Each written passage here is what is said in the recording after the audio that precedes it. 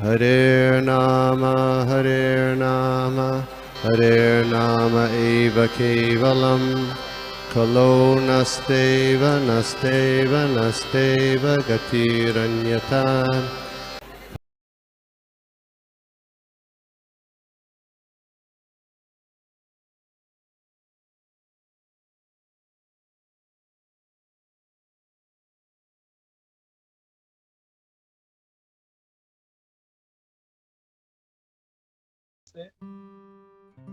ओम नमो भगवते वासुदेवाय। ओम नमो भगवते वासुदेवाय। ओम नमो भगवते वासुदेवाय। नारायणं नमस्कृत्य नरं चैव नरोत्तमं देवीं सरस्वतीं व्यासं ततो जयमुदीरये। नष्टप्रायेषु अभद्रेषु नित्यं भागवत सेवया भगवती उत्तम श्लोके भक्तिर्भवति नैष्ठिकी। नमो विष्णुपादाय कृष्णप्रेष्ठाय भूतले श्रीमते भक्ति वेदांत स्वामिन् इति नामिने। नमस्ते सारस्वते देवे गौरवाणी प्रचारिणे निर्विशेष शून्यवादी पाश्चात्य देशतारिणे। जय श्री कृष्ण चैतन्य प्रभु नित्यानंद श्री अद्वैत गदाधर श्रीवासादि गौरभक्त वृंदा। हरे कृष्णा कृष्ण कृष्ण हरे हरे हरे राम राम राम हरे कृष्णा। सभी को बहुत बहुत धन्यवाद। सभी का स्वागत है। ओके, तो हम लोग ने कल श्लोक नंबर 20 तक देखा था, तो आज हम लोग श्लोक नंबर 21 देखेंगे। 21 में अब इसके हमके पहले थोड़ा सा एक दो श्लोक जाए तो यहाँ पे हमने देखा था कि कैसे मनु महाराज जो है वो करदम मुनि जो है मनु महाराज जी का जो प्रस्ताव है उनसे उनके पुत्री से विवाह करने का वो स्वीकार करते हैं और वो कहते हैं कि भगवान ही मेरे लिए सब कुछ है, वही मेरे अथॉरिटी हैं और वही जो है उनका क्या बोलते हैं, इज द सुप्रीम, वो यहाँ पे वो कहते हैं। और फिर आगे आज का जो श्लोक है वहाँ पे वो क्या कहते हैं। अब मैत्रेय मुनि यहाँ पे बोलना शुरू कर रहे हैं। हम देखते हैं यहाँ पे, क्योंकि मैत्रेय और विदुर संवाद चल रहा है और इस प्रसंग में यहाँ पे करदम मुनि और जो मनु महाराज है उनका ये प्रसंग आ रहा है। तो यहाँ पे अब इसमें क्या कह रहे हैं, मैत्रेय मुनि कह रहे हैं कि हे विदुर, करदम मुनि जो थे वो ये बोल के चुप हो गए। क्या बोले कि हाँ ठीक है, मैं शादी करने के लिए तैयार हूँ। और इतना भी उसके एक श्लोक पहले और जाएंगे 19वें श्लोक में, तो वो कहते हैं कि जैसे ही पुत्र की प्राप्ति होगी मैं सब कुछ छोड़ के चला जाऊंगा, मैं संन्यास ले लूंगा। तो और फिर बाद में वो बोल के फिर वो शांत हो गए और भगवान का चिंतन करने लगे, भगवान का ध्यान करने लगे, स्मरण करने लगे। और ये उनका जो था वो मंद मंद मुस्कुरा रहे थे। और जब उन्होंने देवाहुति ने उनको देखा तो वो उनसे उनका जो मन है वो आकर्षित हो गया उनकी तरफ और उनके ऊपर वो ध्यान करने लगे। फिर श्लोक नंबर 22 में ये आता है कि after having unmistakably known the decision of the queen, यहाँ पे हम देख रहे हैं कि मनु महाराज ने जो उनकी पत्नी है शत्रुपा से भी उनका राय लिया था, उनसे पूरा जो चर्चा हुआ था। ऐसे नहीं कि बस मतलब मैं राजा हूँ, पुत्री का विवाह करना है तो बस मैं आज्ञा दे रहा हूँ, ऐसे नहीं। वो अपने पत्नी से पूछा उन्होंने, और उनका भी जो था शत्रुपा महारानी जो थी उनका भी पूरा इसमें क्या बोलते हैं आशीर्वाद था और इसके साथ ही हो रहा था। और न सिर्फ शत्रुपा उनकी पुत्री Devahuti as well as that of Devahuti. ऐसे नहीं, मतलब आजकल कैसा हो रहा है, शादी करना है तो लड़की का क्या मन है कुछ पूछते नहीं है, बस धनाधन शादी करना है, बस अपना ऐसा लगता है जैसे कोई बड़ा बोझ है सर पे, इसको हटाओ जल्दी से जल्दी, जो मिला जैसे मिला धनाधन बस शादी करो। ऐसे नहीं, तो पूरा सोच विचार करके देवाहुति से पूछ के फिर उन्होंने ये विवाह का प्रस्ताव मतलब लेकर वो आए थे। और उन्होंने बहुत ही प्रेम से, बहुत ही आदर के साथ अपनी पुत्री को करदम मुनि को दिया। और देवाहुति माता का भी यहाँ पे वर्णन आता है कि ऐसे नहीं तो देवाहुति कुछ कम थी, मतलब करदम मुनि का तो है ही कि वो कितने श्रेष्ठ थे, कितने भगवान के बड़े भक्त थे। हमने देखा कैसे उन्होंने 10,000 वर्ष तपस्या किया था, और मतलब कितने इतने महान थे कि भगवान ने दर्शन आके दिया और उनको बोला कि उनसे वार्तालाप किए। तो देवाहुति माता है वो भी उतनी ही जो थे उनके बराबर की टक्कर की थी ऐसा, तो वही उतना स्पिरिचुअली पावरफुल थी। फिर हम देखते हैं आगे एम्प्रेस शत्रुपा जो शत्रुपा जो थी वो भी बहुत सारा क्या कहते हैं प्रेजेंट्स यानी भेंट वस्तु सब लेके आई थी वो, और शादी के हिसाब से जो भी चाहिए, ज्वेलरी चाहिए, कपड़े चाहिए, घर में जो सामान लगता है वो चाहिए, वो सब कुछ उन्होंने वो उनके लिए लेके आई थी वो। और यहाँ पे हम देखते हैं एक बहुत ही अच्छा शब्द है परिबर्हान महाधनान। तो इसका अर्थ प्रभुपाद जी कहते हैं डाउरी। और डाउरी में हमने काफी हम लोग चर्चा किया था कि डाउरी जो है, जैसे आजकल लोग सोचते हैं इट इज इलीगल, वैसा नहीं है। पिता अपने मर्जी से, अपनी स्वेच्छा से जो भी देता है वो डाउरी कहलाता है। भले फिर वो एक जैसे हमने आई थिंक क्लास में भी सुना था कि कभी कभी इतने गरीब होते हैं वो सिर्फ एक नारियल के साथ में या एक वस्त्र के, एक बोलते ना, एक वस्त्र एक जोड़ी कपड़े के साथ में भी उसको, तो ये होता है डाउरी। नहीं आज के जैसे भाई तुम इतना करोड़ रुपया लेके आओ, फॉर्च्यूनर लेके आओ, 50 तोला सोना लेके आओ, वैसे नहीं। What ever father gives this was taken with love. ऐसे नहीं, मन मार के भी नहीं, ऐसे भी नहीं कि अरे इतना क्या दे दिया हमको और ज्यादा चाहिए, ऐसा नहीं। With lovingly they used to accept. तो ये इस श्लोक में देखा था हम लोगों ने। और प्रभुपाद जी इसमें कहते हैं कि ऐसा था कि इवन जो इंडिया में आज भी ये प्रथा चल रही है, और गरीब से गरीब व्यक्ति भी जो है वो डाउरी देता है, वो खर्चा करता है उसके, कितना भी गरीब हो अपने बेटी के शादी में बहुत खर्चा करता है, और अपने अपने क्षमता, अपने योग्यता के हिसाब से वो इस चीज को करता है। फिर श्लोक नंबर जब हम 24 में जब जाते हैं तो वहां पे हमने देखा था कि इस प्रकार मनु महाराज जो थे उन्होंने एक उपयुक्त वर को चुनकर अपना दायित्व पूरा किया। वही जैसा मैं कह रहा था, ऐसा नहीं कि बस बोझ है लड़की, उसका फटाफट फटाफट जो मिले उसके साथ शादी करा दो, ऐसे नहीं। लड़की से पूछा नहीं, कुछ नहीं, ऐसे नहीं। मतलब पूरा एक बहुत ही उपयुक्त वर। हमने देखा कि कैसे करदम मुनि जो कितने उपयुक्त थे, कितने परफेक्ट थे स्पिरिचुअली, और उनका विवाह करके उन्होंने अपना जो रिस्पॉन्सिबिलिटी था वो पूरा किया।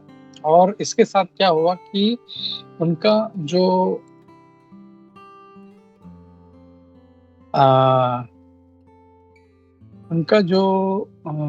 क्या कहते हैं, उसके कारण जो था उनके मन में एक सेपरेशन, यानी क्या बोलते हैं, विरह का भाव उनमें आ गया, उनके विरह का भाव। क्योंकि अब मेरी बेटी का विवाह होने वाला है, वो जाने वाली है, तो कैसे जो मतलब इतने साल मेरे साथ रही, इतने साल जो है मतलब इसका पालन पोषण किया, इसको देखा बच्ची को बड़ी होते हुए, और अब ये जो है ये छोड़ के जा रहा हूँ। तो उसके कारण वो मतलब उनका दुख से भर गए और वो जो थे अपने बाहों में अपने बेटी को उन्होंने भर लिया। फिर श्लोक नंबर 25 में हमने क्या देखा था कि श्लोक नंबर 25 में यहाँ पे श्लोक नंबर 25 में यहाँ पे कहा गया है कि मतलब वो दुख उनका इतना प्रबल था, इतना था कि वो उस दुख को सहन नहीं कर पा रहे थे कि अब मेरे बेटी मेरे साथ नहीं रहेगी। ये जो दुख था वो बिल्कुल सहन नहीं कर पा रहे थे और इसलिए उनकी आंखों से अश्रु बहने लगे। इतना अश्रु मतलब ऐसा नहीं, मतलब ऐसा थोड़ा सा एक मतलब छोटा सा टिप का राई के दाने जैसे नहीं, एकदम भर भर के आंसू निकल रहे थे। इतना कि उनका जो बेटी का जो सर था, क्योंकि बेटी के छाती से सर लगा के थी, तो अश्रु जो गिरे थे उसके कारण बेटी का सर पूरा आंसुओं से भीग गया। ऐसे नहीं, एक बूंद नहीं गिरा, मतलब सो मच इन सेपरेशन, पूरा आंसू मतलब रोए जा रहे थे और उनके आंखों से अश्रु बहे जा रहे थे और इतने बह रहे थे कि वो उनका सर पूरा गीला हो गया और वो रोने लगे, बोले कि हे अम्ब, हे पुत्री, मतलब यहाँ पे अपने पुत्री को my dear mother, my dear daughter कह के पुकारते हैं। कि यहाँ पे जब हम लोग देखते हैं तो कभी कभी मतलब मैंने जब पहली बार पढ़ा था तो मुझे मतलब बहुत अच्छा लगा था कि यहाँ पे वो पुत्री को माता कह के पुकार रहे। और हमने जब श्लोक लिया था तो हमने डिटेल में चर्चा किया था कि कैसे पुत्री भी जो है वो माता के समान ही है, और इसीलिए जो है मतलब चाहे पुत्री हो माता हो, हम लोग उनको बहुत ही आदर देते हैं इसमें। और चाहे एक वो बच्ची चाहे 6 साल की हो या 60 साल की हो, नॉर्मली हम लोग इस फॉर्म में देखते हैं, हम उसको माता ही कह के पुकारते हैं। ये नहीं अरे छोटी सी है, बड़ी है तो माता जी है, तो वैसे नहीं। तो ये था। और फिर बाद में यहाँ पे एक हमने सेक्शन देखा था ये वाला, जहाँ पे प्रभुपाद जी के हाईलाइट करते हैं कि मनु महाराज के हिसाब से स्त्री को कभी भी इंडिपेंडेंट नहीं होना चाहिए। और उसमें हम लोगों ने पूरा डिटेल में हमने पढ़ा था और उसका ऊपर काफी प्रवचन में हमने सुना था कि ये क्यों है ऐसा। ऐसा नहीं है कि स्त्री को बांधा जा रहा है, हम देखें तो स्त्री को पहले सारा छोड़ता, ऐसा नहीं था, उसको बांध के रखा है उसको। जैसे हम देखे कुंती महारानी जो थी या जितने भी मतलब थे पहले के जो इतने जो महान डिवोटीज हैं, फीमेल डिवोटीज, कितना उनको स्वतंत्र था, तो वैसे ही हुआ करता था। लेकिन उनका रक्षा का कार्य जो था वो, जब वो छोटी है तो पिता करेगा, उसको उसके ऊपर डिपेंड रहना पड़े। ऐसा नहीं कि बस मैं कुछ भी करूंगी, नहीं, ऐसे नहीं। She has to depend for her protection on her father, her husband and her sons. तो ये यहाँ पे इसमें हमने देखा था, ये एक पॉइंट हमने इसमें कवर किया था। और फिर हमने श्लोक नंबर, अगला जो श्लोक है 26 और 27, इसमें हमने क्या देखा था कि अब जो मनु महाराज हैं वो उनका परमिशन लेके, after asking the and obtaining the great sage permission to live, ऐसे नहीं मैं तो क्षत्रिय हूँ, मैं पूरा इस विश्व का सम्राट हूँ, बस मैंने बेटी दे दी, अब मैं मतलब उठ के निकल गए, ऐसे नहीं। उन्होंने पूरा परमिशन लिया हाथ जोड़ के कि अब मैं जा सकता हूँ। जब उन्होंने कहा ठीक है, तब जो थे वो इतने बड़े पृथ्वी के सम्राट होते हुए भी हम देखते हैं कि एक जो भक्त होता है उसका लक्षण कैसा है। मतलब अहंकार बिल्कुल नहीं होता कि मेरे इतना बड़ा साम्राज्य है मेरा, ऐसे नहीं। उनको पता है किसके साथ कैसे डील करना है। जब कोई डिवोटी है, कोई भक्त है, तो पूरा परमिशन लेके कि क्या मैं जा सकता हूँ, और फिर वो परमिशन देते हैं, तब वो अपना रथ पे बैठ के वो अपने पूरी जो उनका जो नगर था उसके लिए निकल पड़ते हैं। और उनके साथ सारा उनका जो सैन्य था वो उसके साथ निकल पड़ते हैं। और जब वो जा रहे होते हैं तब वो बहुत ही सुंदर जो अ, ऋषियों के आश्रम है वो सरस्वती नदी के दोनों तरफ दिखते हैं। हमने देखा था कि स्टार्ट में कैसे जो बिंदु सरोवर है ये पूरा सरोवर नदी सॉरी सरस्वती नदी से पूरा एनसर्कल्ड यानी पूरा घिरा हुआ था, उसके बीच में था ये। और दोनों तरफ सरस्वती जैसे जैसे जा रही है आगे वैसे दोनों तरफ जो है ऋषियों के आश्रम उनको देख रहे थे। तो बहुत ही मतलब लुभावना दृश्य था। तो एक चीज हम लोग इससे ये समझ सकते हैं कि जब मनु महाराज जब आ रहे थे तब उन्होंने इस बात पे ध्यान नहीं दिया, तभी उनको एक ही फोकस था कि मुझे करदम ऋषि से मिलना है और मुझे अपने पुत्री का विवाह उनसे कराना है। और जब वो रिटर्न जा रहे थे that time he was relaxed. हाँ, अब वो देख रहे हैं अच्छा ठीक है अब यहाँ पे ये आश्रम है, यहाँ पे नदी है, कितना सुंदर दृश्य है। So he was enjoying that all that scene. और फिर यहाँ पे देखते हैं कि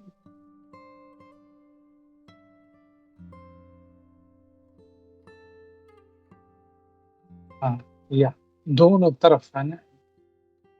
In India, there are still many magnificent places for spiritual understanding. तो आज भी जो है वैसे पहले जैसे नहीं रह गया जैसे था, लेकिन आज भी हम लोग थोड़ा सा ऊपर की तरफ जाए, व्हाट इज दैट, जहाँ उत्तराखंड की तरफ जाए तो वहाँ पे अभी भी ऐसे बहुत सारे आश्रम्स हैं और बहुत सारी सुंदर सुंदर जगहें हैं जहाँ पे अभी भी ऋषियों के आश्रम हैं and they are living in such peaceful conditions. ऐसे छोटे छोटे इसमें रह रहे। फिर श्लोक नंबर 28 पे आते हैं हम लोग।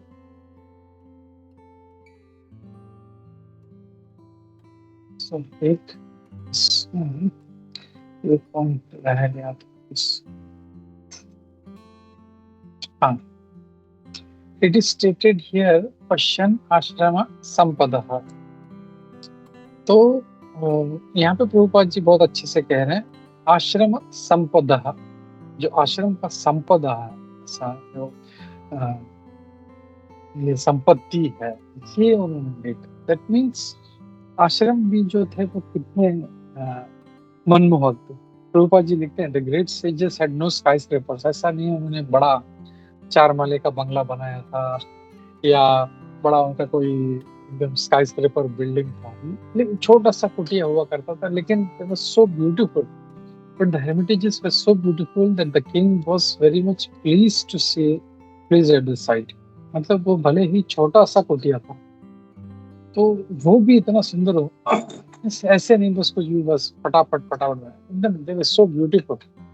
और इससे हम समझ सकते हैं कि कितने वो सत्व गुण में जो थे वो रहा करते थे। सुंदर नेचर, सुंदर आश्रम और सब कुछ मतलब इतना मनमोहक। और फिर श्लोक नंबर 28 में जब जाते हैं हम लोग, तो श्लोक नंबर 28 में अब यहाँ पे मनु महाराज जो हैं वो आ रहे हैं। ये खबर जब उनके राज्य के लोगों को पता चलता, ब्रह्मवर्त नाम का जो वहाँ से उनको खबर मिलती है कि ब्रह्मवर्त से वो हमारे पास हमारे जो राजा हैं फिर से आ रहे हैं। तो सारे जो लोग थे वहाँ के प्रजा थी वो सुंदर सुंदर वाद्य बजाने लगे, प्रार्थनाएं करने लगे, सुंदर सुंदर गीत गाने लगे। उनको मतलब देख रहे हैं कि कितना उनको आनंद हो रहा है। आज कोई बोले कोई मंत्री आ रहा है तो डिपेंडिंग ऑन मतलब कैसा है, अगर दूसरा कोई है तो मुंह से गाली निकलता है उसको, तो अब सारा इसने इतना कांड किया है, इतना पैसा खाया, इतना स्कैम किया है। So we can see from this, we can analyse कि वो लोग कितने खुश हैं। न सिर्फ खुश हैं बल्कि वो जो है वो उनके लिए प्रार्थना कर रहे हैं, वाद्य बजा रहे हैं। सो हाउ हाउ पावरफुल, कितना पावरफुली राज्य कर रहे थे और कितना अच्छे से प्रजा को संभाल रहे थे कि दे आर सो हैप्पी कि हमको ऐसा राजा चाहिए। They are so happy about their own king. ये हम लोग इसमें से देखने को मिलता है। और वहाँ पे इस तात्पर्य में श्री प्रभुपाद जी पहले के जो नगर हुआ करते थे, कैसे वो formerly capital cities way surrounded by wall, मतलब कैसे दीवारें हुआ करती थी, कैसे बड़े बड़े गेट्स हुआ करते थे उनका। तो ये विशंबर प्रभु जी ने ये क्लास लिया तब वो बताया था कि वो जयपुर से हैं। तो जयपुर में आज भी अगर हम लोग देखें, जयपुर में there are big entrance road. Jaipur में एंटर करना है तो बड़ा सा आर्च है बड़ा, मतलब पता चलता है हाँ जयपुर में एंट्री कर रहे। दिल्ली में भी जाए हम लोग, प्रभुपाद जी कह रहे, दिल्ली में भी ऐसे बहुत सारे ऐसे गेट्स हैं जहाँ से लोग एंटर करते हैं। तो ये कुछ जो क्या कहते हैं हमारा संस्कृति थोड़ा सा है, ये कहीं कहीं पे रह गया। तो ये यहाँ पे बताते हैं। और क्या नेक्स्ट श्लोक देखते हैं हम लोग 29 to 30। तो यहाँ पे इस श्लोक में उनके जो राज्य था उनका, मनु महाराज जी का, उसका नाम आता है बरहिष्मति।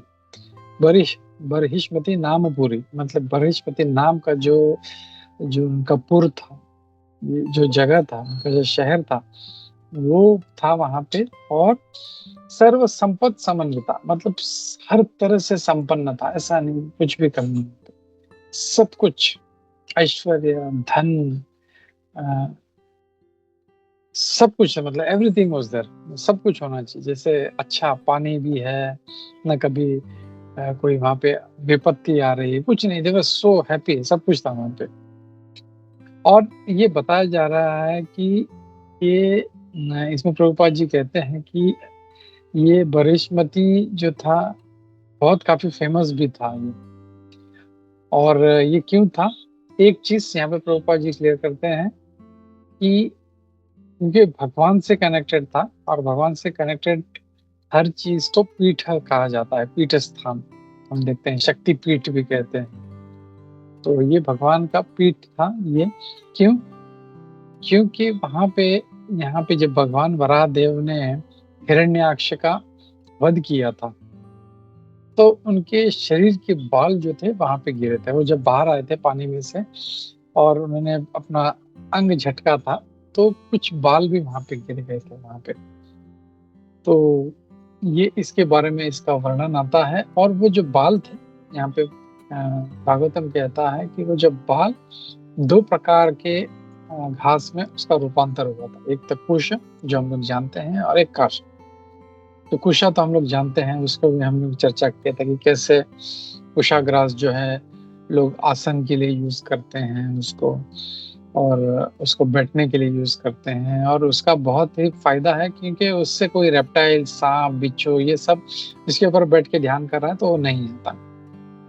तो ये सब हमने इसमें देखा था। और फिर और एक इसमें चीज था, एक मिनट,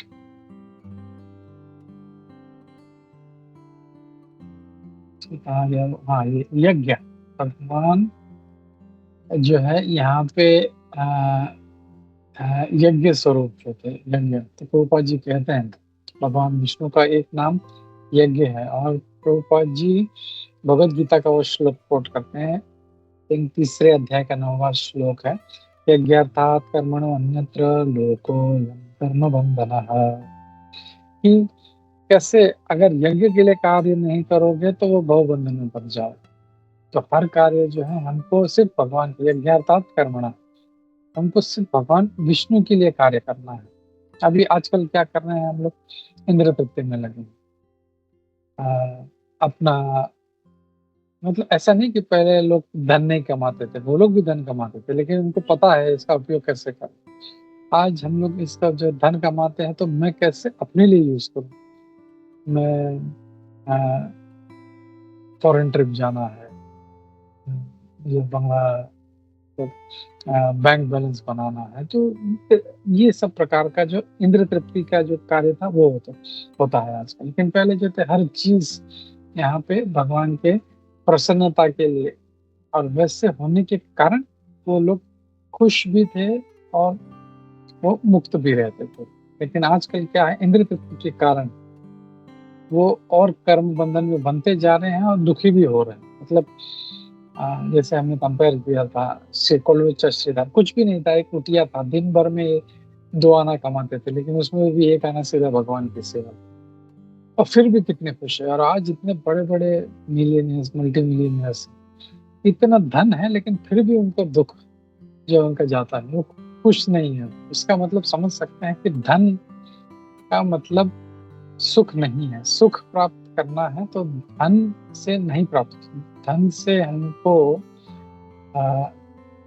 क्या बोलते हैं उसको, हिंदी में वर्ड नहीं मुझे याद है, लेकिन कंफर्ट मिल सकता है, हम लोग सामग्री प्राप्त हो सकती है, लेकिन सुख कभी नहीं मिल सकता। ये इसमें प्रभुपाद जी इसमें बता रहे हैं। फिर श्लोक नंबर 31 में जाते हैं हम लोग। श्लोक नंबर 31 में यहाँ पे प्रभुपाद जी ये जो 2 कुशग्रास है, भागवतम कहता है कि ये जो कुशग और काश, मनु महाराज ने उसको फैलाया और उसके ऊपर बैठ के वो भगवान की अर्चना करने लगे, भगवान का ध्यान करने लगे। और वो पता था कि ये भगवान की कृपा से ही इतना बड़ा जो सारा पृथ्वी का सम्राट जो बना हो वो भगवान की कृपा से। और इसमें हमने कृपा के बारे में चर्चा किया कि कैसे भगवान की कृपा से व्यक्ति कुछ भी कर सकता है। भगवान का कृपा है तो प्रहलाद महाराज जैसा छोटा सा 5 साल का बच्चा, एक हिरण्यकशिपु जैसा इतना पावरफुल राक्षस जिसको देवी देवता भी डरते थे, उसका मतलब खाली वो भ्रुकुटी, उसका आईब्रो थोड़ा सा टेढ़ा करता था तो सारे देवता कांपने लगे, अरे बाप रे अब क्या होगा पता नहीं। Just imagine how powerful he was. अरे देवी देवता जो मतलब इतने बड़े बड़े इंद्र चंद्र सारे जो थे, Agni, they are so powerful demigods, लेकिन वो भी कांपते थे। लेकिन भगवान की कृपा के कारण प्रहलाद महाराज जैसा एक छोटा सा 5 साल का क्या अबोध बच्चा, ऐसा भी नहीं था बॉडी बिल्डर था कोई कोई बहुत स्ट्रॉन्ग नहीं, एकदम अबोध बेचारा, कितना कोमल सुकुमार बालक था, लेकिन वो बिल्कुल नहीं डरता था उससे। जिससे शनि इंद्र, शनि को तो बोलते हैं कि हाँ सॉरी नॉट दैट वाज, तो सारे देवताओं को मतलब उसका डर लगता था। लेकिन प्रहलाद महाराज सो फियरलेस, कुछ भी नहीं। क्यों? ये भगवान का जो था वो ऐसा भक्ति करता था, और भक्ति के कारण वो कृपा भी उसके ऊपर ऐसा था, और वो बस हर चीज से उसका रक्षण, चाहे उसको बड़ा ही क्या बोलते हैं ना एकदम बॉइलिंग हॉट कढ़ाई में उनको डाला गया, कुछ नहीं हुआ। फिर हम जानते हैं इनकी जो क्या बोलते हैं बुआ थी होलिका, उसने भी जलाने का प्रयास किया, लेकिन कुछ भी नहीं हुआ, कुछ भी नहीं हुआ। So that is mercy of the Lord. और मर्सी ऑफ द लॉर्ड है तो हम लोग हर तरह से, हम लोग चाहे हमको मतलब किसी चीज का हम लोग कोई आवश्यकता नहीं, हम लोग छोटे से इसमें हम लोग इसमें भी खुश रह सकते हैं।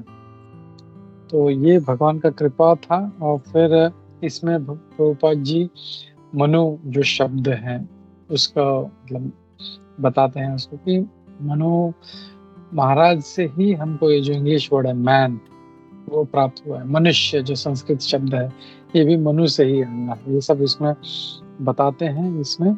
और यहाँ पे प्रभुपाद जी एक बात कहते हैं, हमने देखा था कि डिसेंडेंट्स ऑफ मनु यानी मनुष्य, खास करके वो लोग स्पेशली दोस्त were situated in well to do condition, जो बहुत ही अच्छे आर्थिक स्तर पर हैं, उन्होंने must consider that whatever riches they have are the gifts. ये भगवान का कृपा है और भगवान की सेवा में यूज करना। Those riches should be utilised for the service of the lord in sacrifices perform to please him. तो भगवान की सेवा में हमको यूज करना चाहिए, ये हमने देखा था।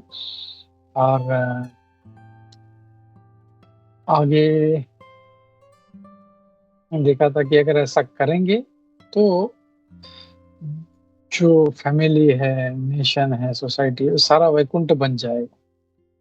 न सिर्फ वैकुंठ बन जाएगा, वो त्रितापों से भी मुक्त हो जाएगा, becomes free from the operation Tripura. वो अगर ऐसा करेगा, भगवान की सेवा कर रहा है, अच्छे से भक्तों की सेवा कर रहा है, वैष्णवों की सेवा कर रहा है, अपने गुरु की सेवा कर रहा है, तो वो कैसा भी है उसको ऐसा नहीं कभी अरे हाय हाय मेरे पास धन नहीं है, नेवर, ना ही उसको त्रिताप कभी उसको परेशान करेंगे।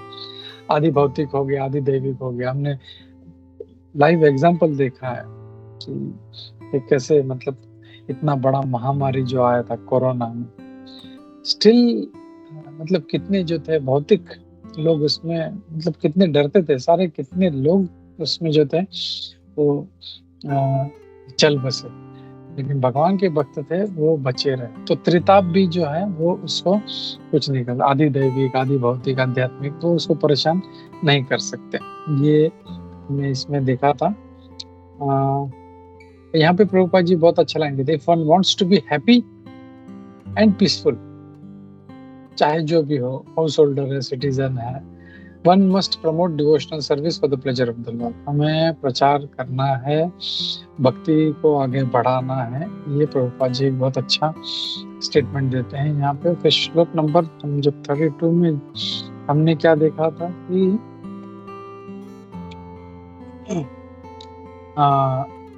अब बारिशमती नाम के जब नगर में जब प्रवेश किया, जहाँ पे मनु महाराज जी रह रहे थे, वो कैसा था यहाँ पे उसका वर्णन। It was filled with N atmosphere, मतलब ऐसा वातावरण था कि वहाँ पे त्रिताप था ही नहीं, ना ही वहाँ पे कभी सूखा पड़ता था, आदि दैविक परेशानियां, कभी बाढ़ आ गई, जैसे कई बार देखते हैं कि किसान का जस्ट फसल आने वाला है उस टाइम जोरदार बरसात हो जाती है। तो दिस आर आदि दैविक प्रॉब्लम्स। तो कितना जो है लोग खुश थे, हम देख सकते हैं कि राज्य में, और कितना जैसे कहते हैं ना मतलब वहां पे बिल्कुल भी मतलब ऐसा कोई परेशानी नहीं, त्रिताप बिल्कुल भी नहीं था, ना आदि दैविक, ना आदि भौतिक, ना आध्यात्मिक। ये हमने इस श्लोक में देखा था। और यहाँ पे प्रभुपाद जी कहते हैं कि the miseries of material existence cannot affect the status of Krishna consciousness। जो भौतिक हमारा अस्तित्व है वो हमारे कृष्ण कॉन्शियसनेस का जो स्तर है उसको नहीं परेशान कर सकता। फिर ऐसा नहीं था, it is not that the miseries of material world completely vanish when takes to Krishna consciousness, but for one who is Krishna conscious the miseries of material existence have no effect. ये हमने इस पे चर्चा करी थी कि ऐसा नहीं है। बहुत से लोग भक्त इसीलिए बनते हैं मेरा दुख दूर हो जाए, सारे परेशानी हो जाए, मेरे पास बड़ा बंगला होगा, गाड़ी होगी, सुंदर पत्नी होगी, उसके लिए नहीं। ऐसा नहीं है। बरसात गिर रही है तो वो भक्त पे भी गिरेगी और अभक्त पे भी गिरेगी, ऐसा नहीं है कि भक्त, लेकिन भक्त के पास हरि नाम का छतरी होगा। He will always have the protection of the Lord। भगवान का जो है प्रोटेक्शन रहेगा, उसमें हमेशा वो रहेगा और उसको कभी फील नहीं होगा। और उसका बहुत अच्छा उदाहरण हम लोग देखते हैं प्रहलाद महाराज, मतलब कितना मारने का प्रयास किया लेकिन ही वाज ऑलवेज प्रोटेक्टेड। तो ये जो है हमको समझना चाहिए कि हम अगर कृष्ण भक्ति में आते हैं, थोड़ा बहुत परेशानी कभी हो सकता है, भगवान तो वो भी नहीं होने देंगे, लेकिन ऐसा नहीं है बिल्कुल कि कोई परेशानी नहीं होगा, दुख आएगा लेकिन भगवान उसका संभाल। ये हमने इसमें एक चर्चा किया था। और श्लोक का नंबर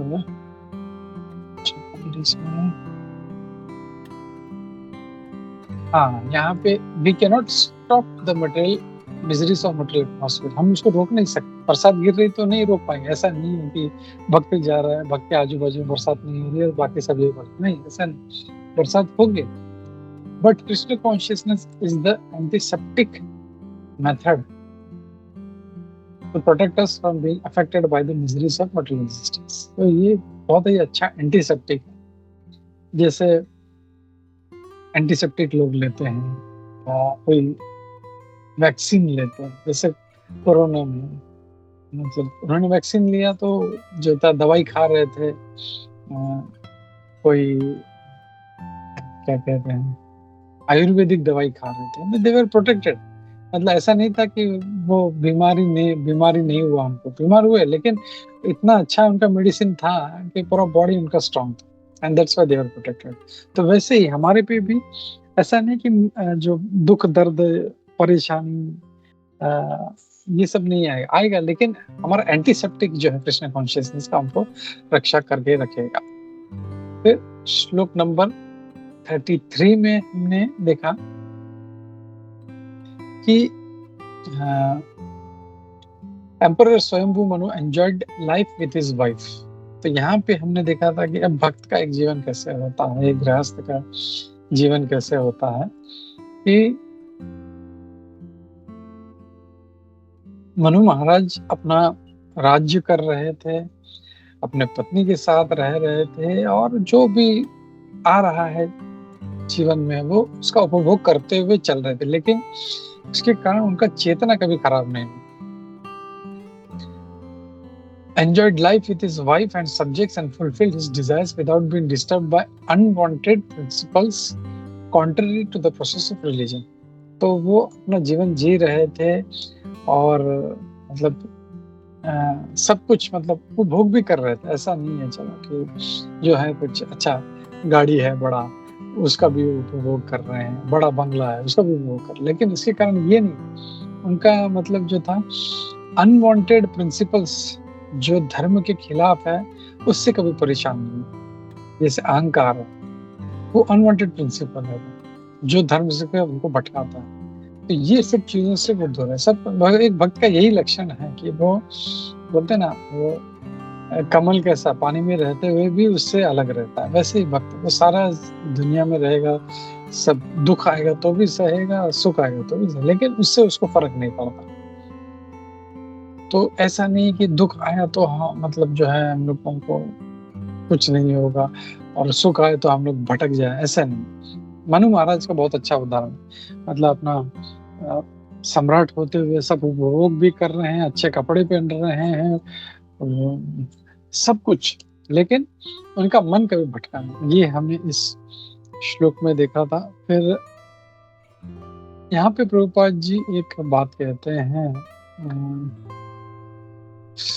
व्हाट इज दैट, हाँ, there are no restrictions against living with the wife and children, but life should be so conducted that one may not go against the principles of dharma, artha, kama and moksha। ये हमको याद रखना। मतलब ऐसा नहीं है, शास्त्र ये नहीं बोलता कि नहीं नहीं नहीं तुमको शादी नहीं करना है, सिर्फ ब्रह्मचारी रहना है, सिर्फ सन्यासी रहना है, नहीं, ऐसा नहीं है। शादी करो, बच्चे पैदा करो, लेकिन जो प्रिंसिपल है धर्म अर्थ काम, मतलब धर्म कमाओ, धर्म से अर्थ प्राप्त होगा, जब अर्थ मिलेगा तो फिर उसको काम में लगाओ, अपनी इच्छाएं पूर्ण करो, और इच्छा पूर्ण करके फिर बाद में भगवत भक्ति के मार्ग पे लग जाओ। ये हम लोग को प्रिंसिपल हमेशा याद रखना है। ये हमने देखा था। The Vedic principles are designed in such a way that the conditioned souls who have come to this material existence may be guided in fulfilling their material desires, at the same time be liberated and go back to Godhead, back home। यहाँ पे प्रभुपाद जी बहुत अच्छा चीज कह रहे हैं कि अगर हम लोग वैदिक प्रिंसिपल्स फॉलो करते हैं, हम लोग आजकल नहीं करते, लेकिन वैदिक प्रिंसिपल्स अगर फॉलो कर रहे हैं तो वो ऐसे बनाए गए हैं, अच्छा तुम ये यज्ञ करो, फिर ये करो, फिर ये करो, तो वो क्या होता है उसका, जैसे कोई पुत्र कामेष्टि यज्ञ कर रहा है तो वो यज्ञ करेगा, भगवान को प्रसन्न करेगा, पुत्र भी प्राप्त होगा, लेकिन धीरे धीरे वो मोक्ष का मार्ग भी जो है उससे वो आगे बढ़ता जाएगा। और इसके लिए बहुत जरूरी है कि अपने हिसाब से नहीं चलना, जो वैदिक प्रिंसिपल्स है उसके हिसाब से चलना है। ये इसमें प्रभुपाद जी बताते हैं। फिर यहाँ पे प्रभुपाद जी कहते हैं, यहाँ पे as far as temples are concerned, in each and every royal palace or a rich man's house inevitably there is a nice temple। तो यहाँ पे प्रभुपाद जी सब राजा महाराजा की बात कर रहे हैं कि ऐसा नहीं था कि बड़ा बंगला है और उसमें आजकल हम लोग देखते हैं वो एक छोटे से कोने में किचन में अंदर वो भी छुपा के एक छोटे से कोने में ऊपर कहीं भी एक छोटा सा बॉक्स रख देते हैं, ये हमारा मंदिर। ऐसा नहीं, मतलब घर है तो वो मालिक है असली। यहाँ पे हम मालिक हैं, भगवान को एक कोने में एक छोटे से इसमें बक्से में बंद कर दिया, वैसे नहीं। वो मालिक है, उनका घर है, उनको पूरा जगह दे दिया, ये आपका है। तो महाराजा लोग भी ऐसे हुआ करते थे, राजा महाराजा, वो पूरा पैलेस है और उसमें बड़े बड़े उनका मंदिर हुआ करता था और सारा फॉलो करते थे। ऐसा नहीं सुबह मंगला आरती उठना, मंगला आरती करना, भगवान का सब आराधना करना, सब एवरीथिंग वाज गोइंग ऑन, सब कुछ परफेक्टली होता था। तो ऐसा नहीं पैसा कमा लिया तो आप क्या कहें, चलो ये डांस क्लब में जाना है, बार में जाना है, नहीं। पैसा कमाए, भगवान की सेवा में अच्छे से यूज करना है। तो ये एक, जैसे हम बोलते हैं ना, वैदिक प्रिंसिपल्स पे चलेंगे हम लोग तो कभी हम लोग इसे भटक नहीं सकते। फिर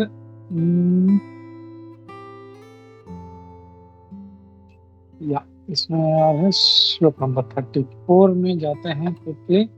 श्लोक नंबर 34 में क्या था? 10 स्वयंभू मनु वो सेंटली किंग, मतलब मनु महाराज जो थे वो एक राज ऋषि थे, भले राजा था लेकिन वो ऋषि के समान थे, जो हमने चौथे अध्याय में देखा था।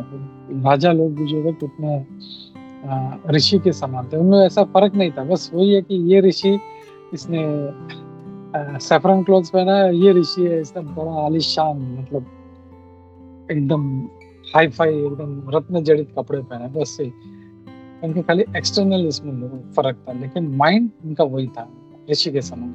अम्बरीश महाराज और ये सब बड़े बड़े जो राजा थे, सब इनका ऐसे ही हुआ करता, मेंटेलिटी जो था।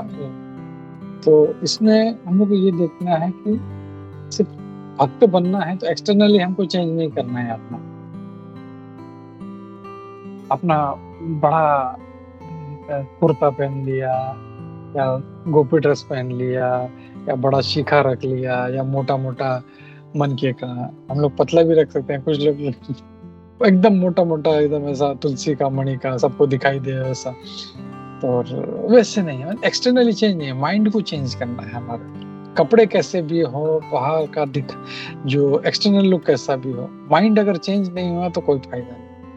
हो सकता है कि कोई साधु के ड्रेस में कोई असुर भी हो सकता है, और हाई फाई मतलब 5 स्टार जो कपड़े पहने एकदम सूट बूट, उसमें भी कोई अच्छा साधु हो सकता है। तो वैसे ये राजा लोग हुआ करते थे, और मटेरियल हैप्पीनेस में रहते हुए भी वो कभी नीचे की तरफ नहीं गए। आज यही हो रहा है कि लोग थोड़ा सा पैसा कमाते हैं, सीधा मतलब अरे बाहर जाना है, डांस क्लब जाना है, ये करना है, वो करना है, तुरंत सीधा उनका जो उस समय तो मजा आ रहा है, लेकिन वो जो आगे का जो रास्ता है वो नीचे नरक की तरफ उनको लेके जा रहा है। तो ये इस श्लोक में आता है कि कैसे मनु महाराज सारा हैप्पीनेस जो है, ऐश्वर्य को जीते हुए वो हमेशा उनका ध्यान भगवान पे रहा, इसके लिए कभी नीचे की तरफ नहीं गए। ये हमको इसमें भागवतम बताता है। इसमें प्रभुपाद जी एक पॉइंट बोलते हैं, एक मिनट, हाँ, Krishna consciousness does not stop them in the propensity for material enjoyment. तो कृष्ण कॉन्शियस ऐसा नहीं कि नहीं नहीं ये मत करो, ये मत करो, ये मत, but simply regulate their habits in the life of sense enjoyment. ऐसा नहीं है इंद्रिय तृप्ति एकदम बंद करो, ऐसा नहीं है तुम खाना बंद कर दो, नहीं नहीं तुम भक्त बन गए अभी तुम कुछ खाना नहीं खा सकते, नहीं खाओ, वही जो तुम बनाते हो अच्छा सा भगवान को भोग लगाओ और फिर उसको खाओ। डांस करने का मन कर रहा है तो ऐसे नहीं किधर बार में चले गए, डांस क्लब चले, नहीं, डांस करने में मंदिर में जाओ, वहां पे कीर्तन हो रहा है, जितना मतलब दम निकलने तक डांस करो वहां पे। गाना गाने का मन करता है तो पिक्चर के गाने गाने के बजाय मंदिर में जाओ, भगवान का कीर्तन अच्छा चल रहा है उसमें साथ दो, अच्छा कीर्तन करो। तो ये सब जो है ये सब चीजें करनी है। तो मतलब कृष्ण कॉन्शियसनेस मतलब ये नहीं एकदम सूखापन नहीं है, ऐसा ड्राईनेस नहीं है, शुष्क जैसे कहते हैं ना, वैसे नहीं है। कृष्ण कॉन्शियसनेस एकदम मजेदार जिंदगी है। सुसुखम कर्तुम अव्ययम, भगवान बोलते हैं सुसुखम मतलब आनंद आएगा। जो तुमको ऐसा लग रहा है भक्ति कर रहा हूँ, मैं मन मार रहा हूँ, अरे ये नहीं करना, ऐसे नहीं करना, ऐसे नहीं करना है, दैट मीन्स हम लोग गलत जा रहे हैं। हम लोगों को दुख हो रहा है, तकलीफ हो रहा है, अरे यार ये नहीं किया, वो नहीं किया, तो दैट इज नॉट द है, हम लोग कुछ गलत कर रहे हैं। कृष्ण कॉन्शियसनेस है, सब करते हुए जो है भगवान को मतलब अर्पण करके फिर हम लोग उसमें उसको उस चीजों का उपयोग कर रहे हैं। हम जो भी लाते हैं पहले भगवान को अर्पण करते हैं और फिर उसको उपभोग करते हैं, तो वैसे करना है। In spite of their enjoying material advantages, they can be liberated in this very life by practicing Krishna। सब कुछ उपभोग करते हुए भी, सब कुछ जीवन जीते हुए भी जो है वो ये कृष्ण कॉन्शियस जीवन जी सकते हैं। कैसे? by simple method of chanting Hare Krishna Krishna Krishna Hare Hare, हरे रामा राम राम हरे हरे। ये इस श्लोक में देखा था 34 और 3-4 श्लोक बचे हैं, क्योंकि देख लेते हैं उसको। यहाँ पे अब इस श्लोक में 35 नंबर में consequently although his duration of life gradually came to an end, his long life consisting of an manvantara era was not spent in vain। यहाँ पे अब मनु महाराज का जो जीवन है कितना बड़ा जीवन था। he lived for एक साइकिल जो था चतुर्युग का, कलयुग, द्वापर युग, त्रेता युग, सतयुग, इसका जब 71 साइकिल जब होता है तब एक मनु का जीवन पूर्ण होता है। Just imagine. और वो पूरा जीवन जो था वो उन्होंने ही एंगेज्ड इन हियरिंग, श्रवण करने में लगाया, लिखने में, भगवान के बारे में लिखने में, और भगवान का नाम का जो है जप करने में, उनका स्मरण करने में लगा दिया। तो ऐसा जीवन उन्होंने जिया, इस श्लोक में हमको देखने को मिलता है। और यहाँ पे ये है। फिर अगला श्लोक जो है 36 में हम देखते हैं, उन्होंने अपना जीवन जो 71 जो है साइकिल्स ऑफ 4 रिजेस, यानी यहाँ पे प्रभुपाद जी कैलकुलेशन भी दे रहे हैं, 43 लाख एक जो चतुर्युग का जो जिसको दिव्य युग बोलते हैं, 4 जो युग है उसका एक साइकिल यानी 43 लाख ईयर्स इतना होता है। और वो जब 71 टाइम्स घूमता है तब उनका आयु उनका पूर्ण होता है। और ये सारा समय कैसे उन्होंने बिताया? भगवान वसुदेव का चिंतन करने में, हमेशा वो जो थे भगवान की सेवा में लगे रहते थे। और उन्होंने इस तरह से ही ट्रांसलेटेड 3 डेस्टिनेशन, तो 3 जो अपने गति होती है उसको पार किया। वो गति क्या है हमने देखा था, 3 डेस्टिनेशन, ये विश्वम्भर प्रभु जी ने लिया था शायद क्लास, उसमें बताया था कि ये जो जागृत अवस्था, सुप्त अवस्था और अचेतन अवस्था, अनकॉन्शियस स्टेट, ये तीनों को वो पार कर गए। ये हमने देखा था। और फिर इसमें यहाँ पे हम देखा था कि प्रभुपाद जी इस तात्पर्य में कहते हैं कि लोग धर्म, अर्थ, काम और मोक्ष में लगे रहते हैं, उसके मतलब वो करना है। Generally they perform religious activities to achieve some material gain. और ये सब जो कोई भी धार्मिक कार्य करना, मंदिर जाना है तो क्यों, अरे मेरा बेटा पास होने वाला है, अरे मेरा शादी होने वाला है, मेरा ये होने वाला है, उसके लिए लोग भगवान के पास जा रहे हैं, या कोई भी कार्य कर रहे हैं भगवान को, लेकिन वो उद्देश्य नहीं है। और ये ऐसा नहीं है, भगवान के पास हमें सिर्फ भगवान का भक्ति करने के लिए जाना चाहिए। इंद्रिय तृप्ति में they engage in material activity for sense gratification, और जब वो इस सेंस ग्रेटिफिकेशन से परेशान हो जाते हैं तब फिर वो मुक्ति की तरफ आगे बढ़ते हैं। These 4 principles form transcendental path for less intelligent। तो ये जो 4 जो हैं, ये यहाँ पे जो कम बुद्धि वाले हैं वो तो उनके लिए ये आध्यात्मिक मार्ग होता है। जैसे चतुर्थ पुरुषार्थ कहा गया है, तो चैतन्य महाप्रभु ने हमको पंचम पुरुषार्थ दिया, प्रेम परमार्थ महान, भगवान के प्रति प्रेम जो है वो उत्पन्न करना है। धर्म, अर्थ, काम, मोक्ष, ये जो कुछ भी नहीं कर रहा है, पापी जीवन जी रहा है, उसके लिए सही है। लेकिन जो भक्ति में आगे बढ़ना चाहता है, जो मतलब ऊपर का अनदर लेवल, तो उसको फिर भगवान के भक्ति में लगना चाहिए। ये है इसमें। फिर 37 में हमने क्या देखा? 37 में हम देखा, अब मैत्रेय मुनि फिर विदुर जी से कह रहे हैं, हे Vidur, how can persons completely under the shelter of Lord Krishna and devotional service be put into miseries pertaining to the body, mind, nature and other men and living creatures? यहाँ पर कैसे कोई जो भगवान की शरण में है उसको कैसे उससे शरीर का, मन का, ये ऐसे जो है दूसरे जीवों के जो उससे तकलीफ होता है, कैसे उसमें कोई डाल सकता है? ये यहाँ पे एक प्रश्न की तरह जो है वो मैत्रेय मुनि कह रहे हैं। इसमें प्रभुपाद जी कहते हैं, every living entity within the material world is always affected by some kind of miseries. हमेशा कुछ ना कुछ तो परेशानी रहेगा, कभी ज्यादा ठंड है, कभी ज्यादा गर्मी है, सब कुछ है इसमें। लेकिन अगर भगवान का शरण ले लिया है तो वो कभी भी इन चीजों से परेशान नहीं होगा। भगवान का भक्त जो है कभी इससे दूर रहेगा। उसको तकलीफ भी होगी, मृत्यु भी आएगी, लेकिन उससे इससे परेशानी नहीं होगी। श्लोक नंबर 38 में हमने देखा,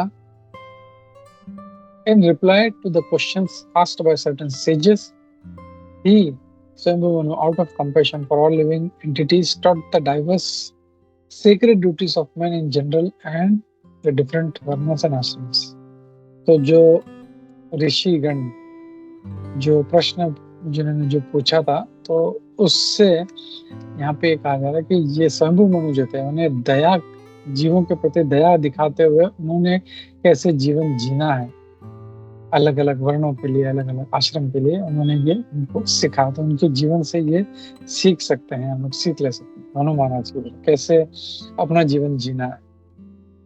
फिर ये जो है आखिरी श्लोक है, यहाँ पे क्या कह रहे हैं, I have spoken to you of wonderful character of Swayambhu Manu.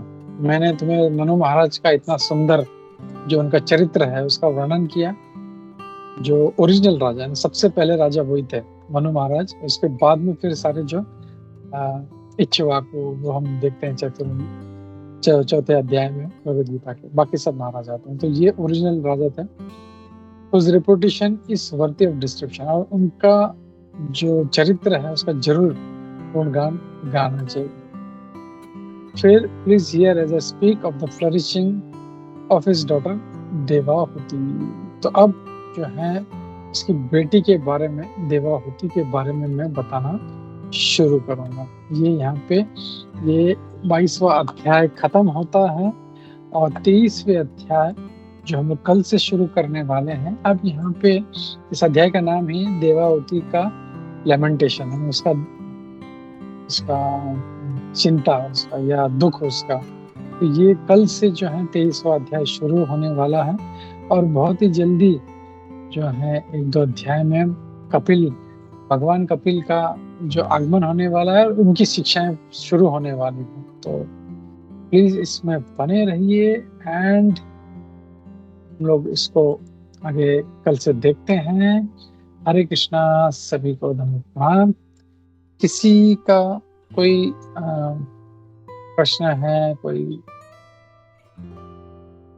Comments है तो लेते हैं। हरे कृष्णा।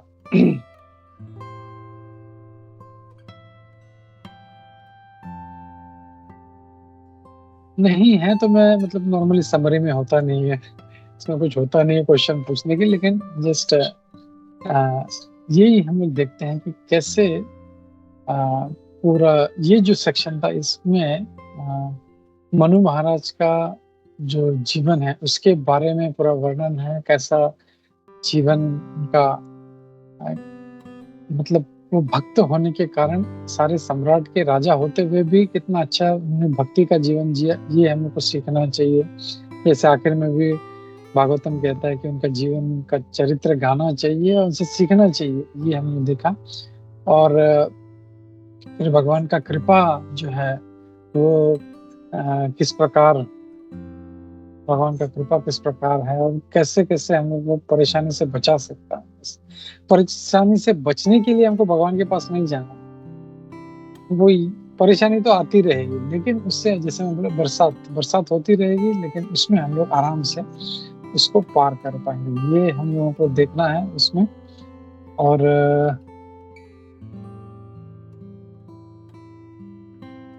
या दैट्स इट। हरे कृष्णा।